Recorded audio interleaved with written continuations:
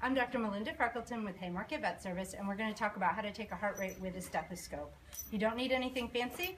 A $10 one from the corner drugstore or Amazon or someplace like that is just fine. This one's a little bit more fancy than that. You want to make sure when you put this in that your little earpieces are facing forward. That's the most common mistake, and it's really hard to hear if they're facing backwards. They're not into your ear canals properly. So with these facing forward, I put them into my ears. I'm careful now not to bump this into anything because it'll be deafening.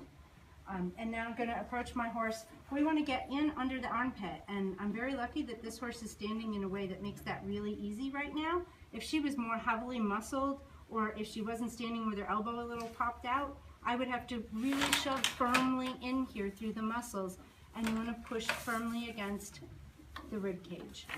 And now I can hear her heart. Notice I'm not down at the very bottom of the rib cage. I'm just about the level of the point of the elbow, or just a little above. The horse's heart is really big, and you've got a lot of tissue between the bottom and the actual inside of the chest where the heart is. And so now I can hear her heart rate. A horse's heart rate is really low, much lower than ours, especially if we're worried and upset. So we're going to listen for a good long time and be patient if you're not sure. And now that I've got it, I'm going to count for 15 seconds. So let's see, we'll start now.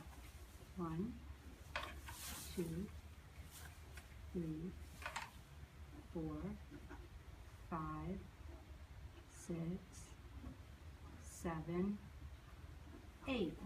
And my 15 seconds is up.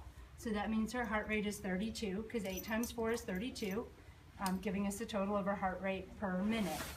If the math is hard, you can stand there and count for the whole minute or for 30 seconds and multiply by 2, but you're trying to figure out how many beats there are per minute.